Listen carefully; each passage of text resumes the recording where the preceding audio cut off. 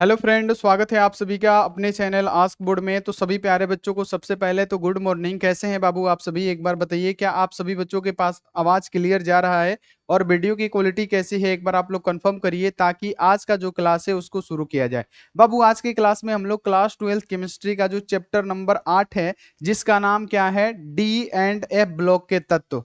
क्या नाम है? डी एंड एफ ब्लॉक के तत्व। इसके मोस्ट वीवीआई सब्जेक्टिव क्वेश्चन को हम लोग करेंगे, ओनली वीवीआई सब्जेक्टिव क्वेश्चन को करेंगे, जो आपके एग्जाम के लिए, जो आपके परीक्षा के लिए महत्वपूर्ण हो। ठीक है, और जो भी प्रश्न आएंगे इसी वीडियो से आएंगे सब्जेक्टिव क्वेश्चन में, जो शॉर्ट टाइप क्वेश्चन आएगा। इसलिए आप लोग क्लास को शुरू से लेके अंत तक देखिएगा। ये आपका फर्ज होना चाहिए कि आप क्लास को शुरू से लेके अंत तक देखें। ठीक है, ये आपका कर्तव्य होना चाहिए कि आप क्लास को शुरू से लेके अंत तक देखें। ठीक है, हालांकि इस चैप्टर से बहुत ही इजी और बहुत ही कम सब्जेक्टिव क्वेश्चन पूछे जाते हैं और ऑब्जेक्टिव इससे ज्यादा पूछा जाता है, लेकिन हम लोग को सब्जेक्टिव करना बहुत ही जरूरी है, क्योंकि अगर इस चैप्टर से सब्जेक्टिव क्वेश्चन आएगा तो आप बना सके। तो चलिए बाबू, क्लास को शुरू करते हैं। आप क्या करिए, सेशन को शेयर करिए, और आप लोगों से एक विनती है कि रोज सुबह 6 बजे में उठिए और आप क्या करिए, क्लास करिए। ठीक है, क्योंकि सुबह में 6 बजे क्लास होता है और सुबह में 8 बजे भी एक क्लास होता है।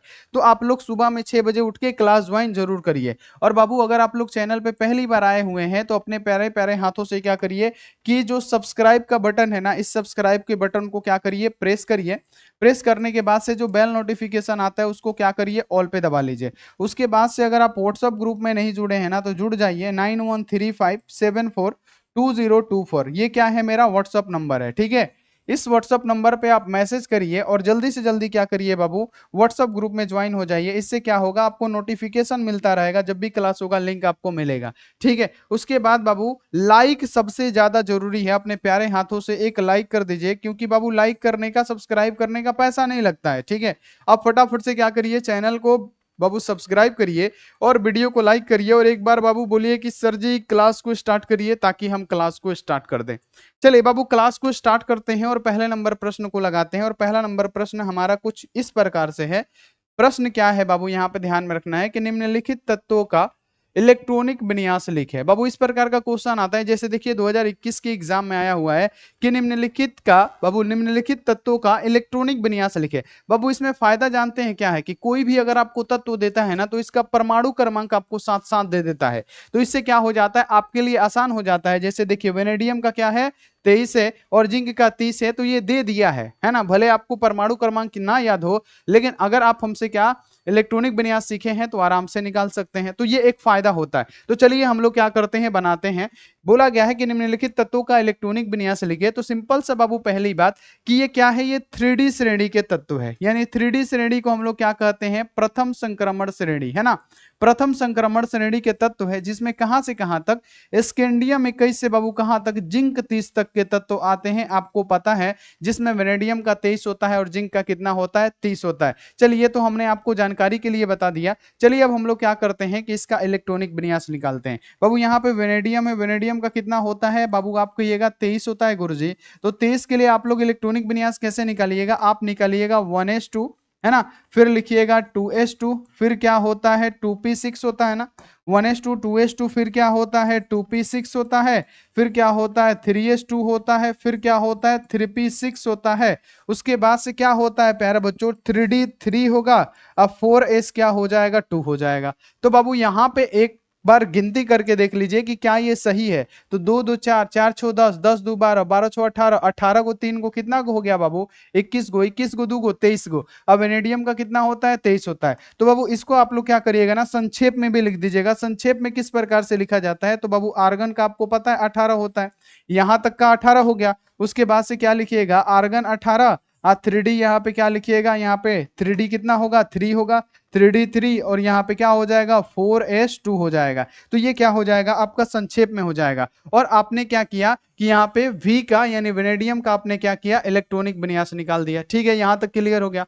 अब बाबू एक और तो निकालना है हम लोग को। अब क्या निकालना है, तो ध्यान में रखिएगा, यहाँ पे हम लोग को जिंक का निकालना है। किसका निकालना है बच्चे, जिंक का। जिंक का कितना होता है, तो आप सभी को पता है बाबू कि जिंक का होता है गुरुजी 30। अब 30 के लिए अगर हम इलेक्ट्रॉनिक विन्यास निकालना चाहें तो कैसे निकालेंगे, हमारा होगा 1s2, फिर क्या होगा 2s2, फिर क्या होगा बाबू 2p6 हो जाएगा, 3s2 हो जाएगा, क्या होगा 3p6 हो जाएगा। है ना। 3p6 के बाद क्या होगा, 3d क्या होगा, 10 होगा, उसके बाद से क्या होगा, 4s2 हो जाएगा। एक बार गिनती करके हम लोग देख लेते हैं।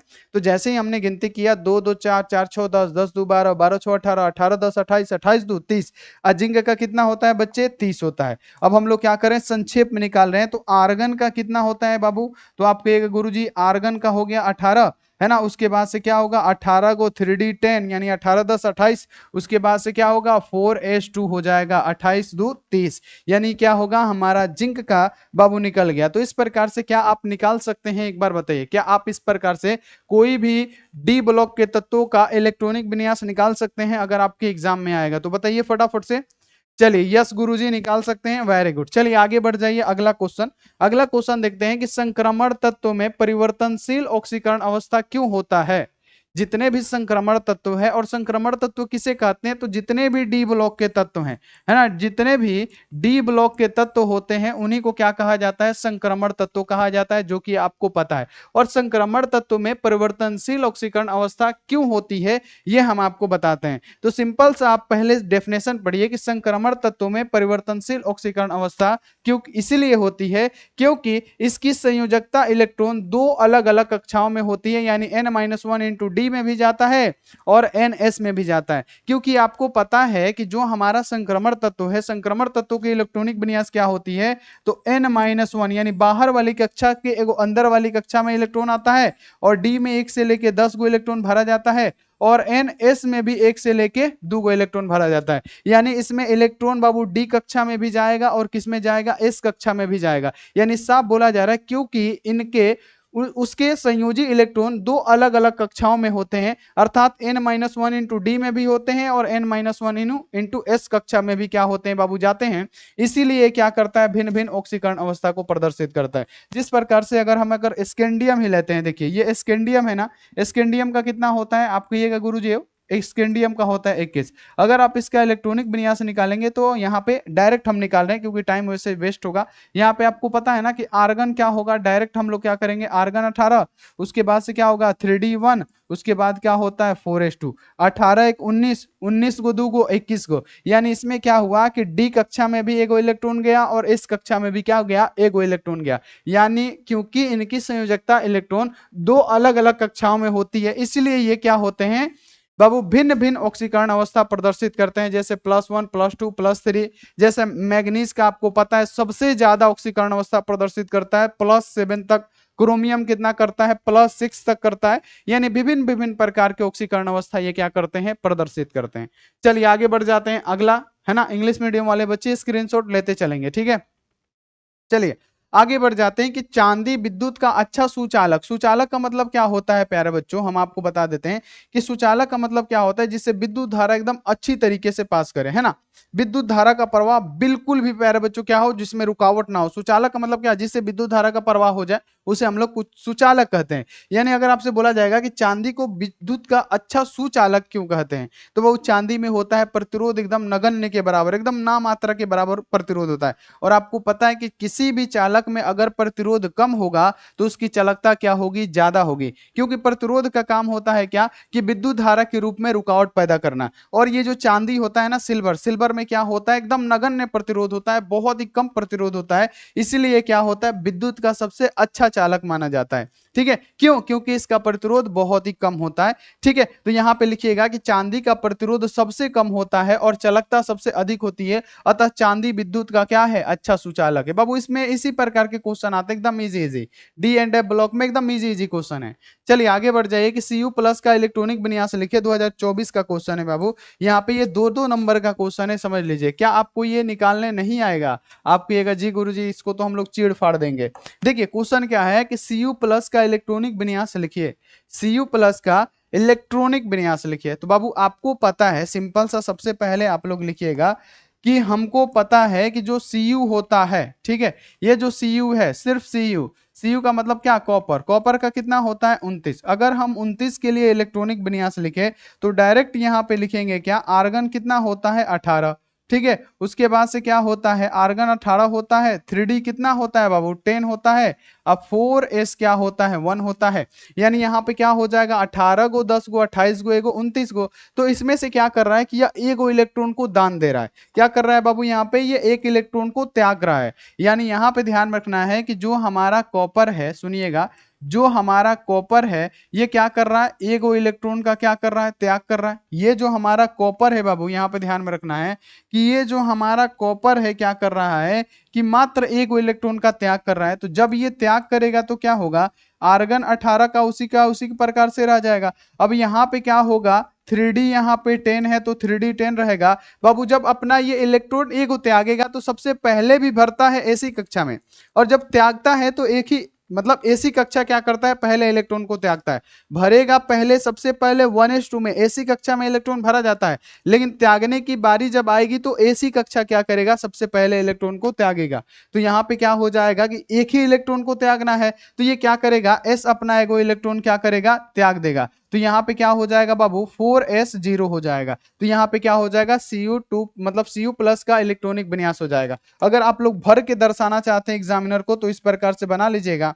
आपको पता है कि डी कक्षा कोष में इलेक्ट्रॉनों की संख्या कितनी होती है, तो आपको पता है ना कि डी कक्षा कोष में बाबू कक्षक तो 5 होते हैं और मैक्सिमम जो इलेक्ट्रॉन होते हैं कितने भरे जाते हैं, तो मैक्सिमम इलेक्ट्रॉन 10 भरे जाते हैं। तो यहाँ पे आप लोग क्या करिए, भर दीजिए।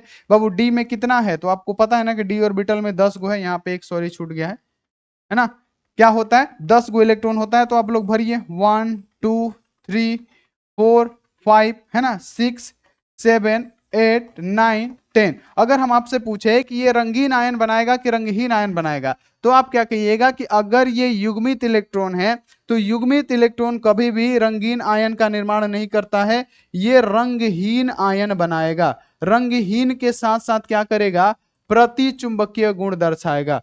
क्या, प्रति चुंबकीय गुण दर्शाएगा। ठीक है, प्रति चुंबकीय गुण को क्या करेगा बाबू, दर्शाएगा। ये आप सभी को नॉलेज के लिए पता होना चाहिए, क्योंकि हमने आपको पढ़ाया है कि अगर डी ऑर्बिटल में, अगर डी ऑर्बिटल में 0 अच्छा डी ऑर्बिटल में 10 गो इलेक्ट्रॉन हो तो इसे युग्मित माना जाएगा। और ये क्या करेगा बाबू, कलरलेस यानी रंगहीन, है ना, याद रखना है, रंगहीन आयन का निर्माण करता है। साथ में ये क्या करता है कि प्रति यहाँ पे चुंबकीय गुण को दर्शाता है, ये आपको पता है। फिर हमने आपको एक चीज और बताई थी, ये नॉलेज के लिए हम आपको बता रहे हैं। हमने फिर एक और चीज बताई थी कि अगर डी कक्षा में एक इलेक्ट्रॉन से लेके डी कक्षा में अगर 9 गो इलेक्ट्रॉन हो तो ये क्या करता है, इसको अयुग्मित माना जाता है। और अयुग्मित क्या करता है, रंगीन आयन का निर्माण करता है।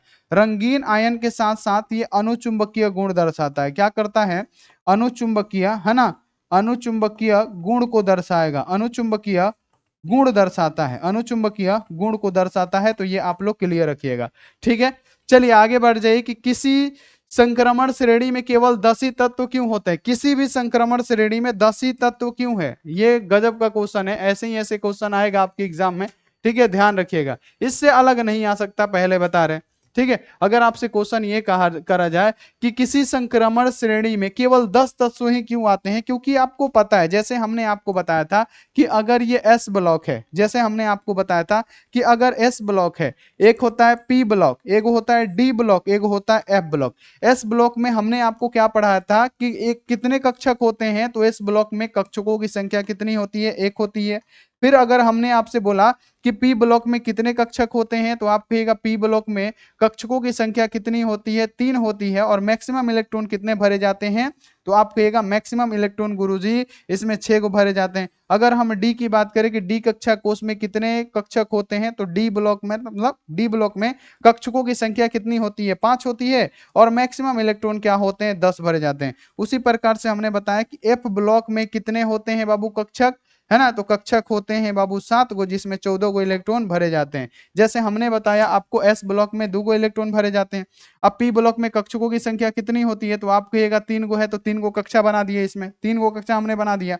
अब डी ब्लॉक की बात करें तो कक्षकों की संख्या कितनी है, 5, 1 2 3 4 5, 5 गो कक्षक है। ठीक है, थोड़ा सही से बना लेने दीजिए, यहाँ पे 5 गो कक्षक होता है, 1 2 3 4 5। ठीक है, एफ ब्लॉक में कक्षक कितने होते हैं, 7, 1 2 3 4 5 6 7, 7 गो कक्षक होते हैं ना, 1 2 3 4 5 6 7, है ना। यानी यहाँ पे क्या करते हैं कि एगो एक्स्ट्रा हो गया है तो इसको थोड़ा सा छोटा ही कर लेते हैं।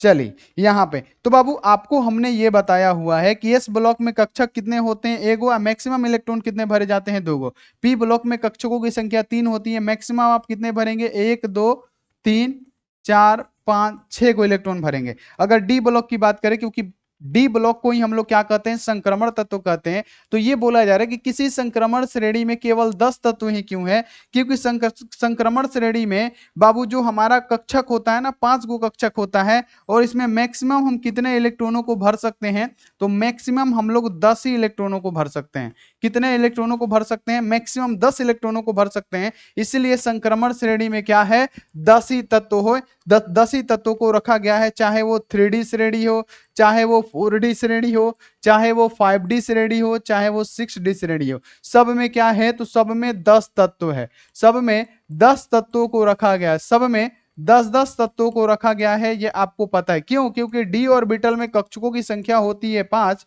और बाबू 5 कक्षकों में मैक्सिमम 10 ही इलेक्ट्रॉन भरे जा सकते हैं। फिर आता है एफ कक्षा कोष। एफ कक्षा कोष में बाबू कक्षक होते हैं बाबू 7, और इसमें 14 को इलेक्ट्रॉन भरे जाते हैं, 1 2 3 4 5 6 7, और 8 9 10 11 12 13 14, मैक्सिमम 14 को इलेक्ट्रॉन। इसमें इलेक्ट्रॉन कितने भरे जाते हैं, तो हमने बताया कि इसमें इलेक्ट्रॉन भरे जाएंगे 2, इसमें कितने भरे जाते हैं, मैक्सिमम 6, इसमें कितने भरे जाएंगे 10, है ना, और एफ ब्लॉक में 14। यानी आप लिखिएगा कि प्रत्येक संक्रमण श्रेणी के सदस्य में 10 ही तत्व वाली होती है, क्योंकि डी उपकोष में अधिकतम हम 10 ही इलेक्ट्रॉन भर सकते हैं। डी उपकोष में अधिकतम हम कितना इलेक्ट्रॉन भर सकते हैं, 10 ही इलेक्ट्रॉन भर सकते हैं, इसलिए संक्रमण श्रेणी में क्या है, 10 ही तत्व है। तो ये आप लोग आराम से लिख सकते हैं, आराम से बना सकते हैं। चलिए आगे बढ़ जाइए। अगला कि संक्रमण तत्व रंगीन यौगिक बनाता है। संक्रमण तत्व रंगीन यौगिक बनाता है, इसकी व्याख्या करें। तो संक्रमण तत्व रंगीन यौगिक बनाते हैं, इसकी व्याख्या करें तो आपको पता है ना कि अगर डी ऑर्बिटल अयुग्मित होगा, अगर डी ऑर्बिटल में 1 से लेके बाबू 9 तक इलेक्ट्रॉन होंगे, तो ये क्या करेगा, अयुग्मित होगा। अयुग्मित के साथ क्या करेगा, रंगीन आयन का निर्माण करेगा, रंगीन आयन के साथ अनुचुंबकीय गुण को भी दर्शाएगा। तो आप लोग डायरेक्ट नहीं लिख सकते हैं कि हाँ संक्रमण तत्व रंगीन आयन मतलब क्या, रंगीन यौगिक बनाता है, क्योंकि इसमें अपूर्ण रूप से भरे हुए डी ऑर्बिटल होते हैं। यानी डी ऑर्बिटल क्या होता है, खाली होता है, अयुग्मित होता है। जब ये अयुग्मित इलेक्ट्रॉन वाले यौगिक दृश्य प्रकाश के संपर्क में आते हैं, तो इलेक्ट्रॉन दृश्य प्रकाश की ऊर्जा का एक हिस्सा क्या करता है, अवशोषित कर लेता है, और यह अवशोषित इलेक्ट्रॉन है ना, ऊर्जा इलेक्ट्रॉन को क्या करता है, निम्न ऊर्जा वाले डी ऑर्बिटल से उच्च ऊर्जा वाले डी ऑर्बिटल में क्या करता है, उत्तेजित कर देता है। और इसी प्रक्रिया को क्या कहते हैं, डी डी संक्रमण, जो कि हमने आपको बताया कि अगर डी ऑर्बिटल में अयुग्मित इलेक्ट्रॉन होगा, है ना, तो वो क्या करेगा, रंगीन आयन का निर्माण करेगा। सिंपल सा लिख दीजिएगा। चलिए आगे बढ़ जाइए। ये इंग्लिश मीडियम वाले बच्चे फटाफट से नोट डाउन कर लेंगे। आगे बढ़ जाइए कि CD2+ के लवण सफेद क्यों होते हैं, यानी रंगहीन क्यों होते हैं। क्या बोला गया है, CD2+। तो बाबू आपको पता है ये क्या है, कैडमियम है। सुनिएगा यहाँ पे सभी बच्चे, ये क्या है बाबू, यहाँ पे याद रखना है कि ये क्या है, कैडमियम है। कैडमियम का कितना होता है, 48 होता है। तो बाबू अगर आप 48 के लिए इलेक्ट्रॉनिक विन्यास निकालेंगे तो क्या होगा, 1s2 होगा, फिर क्या होगा, 2s2 होगा, फिर क्या होगा, 2p6 होगा, फिर क्या होगा, 3s2 होगा, फिर क्या होगा, 3p6 होगा, है ना। उसके बाद से क्या होगा, 3d10 होगा, उसके बाद से क्या होगा, 4s2 होगा, है ना, 4p क्या होगा, 6 होगा, है ना। उसके बाद से क्या होगा, 4d10 होगा, उसके बाद से क्या होगा, 5s2 होगा। अब आप गिन के देखिए तो क्या कैडमियम का 48 आ रहा है ना। तो आप गिनिए, 2 2 4 4 6 10 10 2 12 12 6 18 18 10 28 28 2 30 30 6 36 36 10 46 46 को 2 को 48 को हो गया ना बाबू, एक बार बताइए, 48 को हो गया, पहले बताइए 48 को हो गया ना, जल्दी जल्दी बताइए सभी बच्चे, एक बार कमेंट देख रहे हैं। चले बहुत बढ़िया। तो इसको संक्षेप में किस प्रकार से लिखेंगे, क्रिप्टन को कितना लिखेंगे, के आर को, है ना, के आर हम लोग लिखते हैं 36, क्योंकि यहां तक हो रहा है बाबू कितना, यहां तक हो रहा है 36, और उसके बाद से क्या लिखेंगे, हम लोग लिखेंगे क्या, 4d10, उसके बाद से क्या लिखेंगे, क्या, 5s2, है ना। तो ये हमारा क्या हो जाएगा प्यारे बच्चों, यहाँ पे ये हो जाएगा किसका, तो यहाँ पे CD का, है ना, CD, यानी यहाँ पे याद रखना है कैडमियम 48 का। ठीक है, ये इसका हो जाएगा। अब बोला जा रहा है कि ये 2 इलेक्ट्रॉन त्याग कर रहे हैं, तो 48 में से 2 इलेक्ट्रॉन त्याग करेगा, यानी यहाँ पे ध्यान में रखना है कि ये जो कैडमियम है क्या कर रहा है कि 2 जब इलेक्ट्रॉन को त्याग करेगा तो हम लोग क्या लिख सकते हैं डायरेक्ट यहाँ पे कि आर का लिख सकते हैं 36, ठीक है 36 लिख दिए। यहाँ पे क्या है 4d10 है तो 4d10, जब ये 2 इलेक्ट्रॉनों को त्याग कर रहा है तो ये क्या है, एस के पास 2 इलेक्ट्रॉन है ना, तो ये क्या करेगा, एस के पास क्या करेगा, यहाँ पे यही अपना 2 इलेक्ट्रॉन क्या करेगा, त्याग कर देगा, है ना। तो 5s क्या हो जाएगा 0। फिर जब 5s 0 हो जाएगा तो एक बात बताइए कि डी ऑर्बिटल में कितना है, तो आप कहिएगा कि डी ऑर्बिटल में 10 इलेक्ट्रॉन है, डी ऑर्बिटल में इसके कितने इलेक्ट्रॉन है, 10 इलेक्ट्रॉन है। और बाबू मैक्सिमम कितने इलेक्ट्रॉन भरे जाते हैं, तो आप कहिएगा 10 मैक्सिमम गुरुजी इलेक्ट्रॉन भरे जाते हैं। कक्षक कितने होते हैं 5, तो कक्षक हमने क्या किया 5 बना लिया। अब बाबू यहाँ पे क्या करना है 10 इलेक्ट्रॉन आपको भरना है, तो आप 10 इलेक्ट्रॉन भरिए, पहला इलेक्ट्रॉन, दूसरा इलेक्ट्रॉन, तीसरा, चौथा, पांचवा, छठा, सातवां, आठवां, नौवां, 10वां, ये क्या हो गया पूरा का पूरा युग्मित हो गया। और युग्मित कभी भी क्या करता है, रंगहीन यानी सफेद आयन का निर्माण करता है। आपको बताए हैं ना कि युग्मित क्या करता है, सफेद आयन का निर्माण करता है। तो Cd2+ क्या होगा बाबू, ये सफेद आयन का निर्माण इसी प्रकार से करेगा। लिखिएगा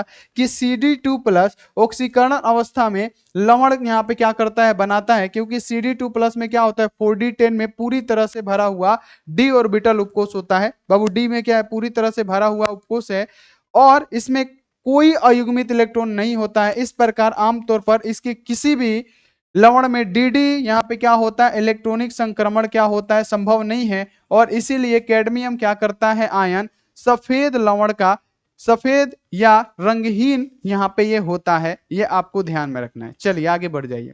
एफ ब्लॉक के तत्व किसे कहते हैं, तो एफ ब्लॉक के तत्व किसे कहते हैं, तो हमने आपको पढ़ाया है ना कि जो डी ब्लॉक का तत्व है ना, हमने जो संक्रमण तत्व पढ़ाया था उसमें बाबू वर्ग 3 से, है ना, वर्ग 3 से और आवर्त 6 से बाबू क्या किया गया है, लेंथेनम के पास से 14 गो तत्व उठाए गए हैं और ल्यूटीशियम के पास से 14 गो तत्व उठाए गए हैं। जो लेंथेनम के पास से 14 गो तत्व उठाया गया है उसे क्या कहा जाता है, लेंथेनाइड।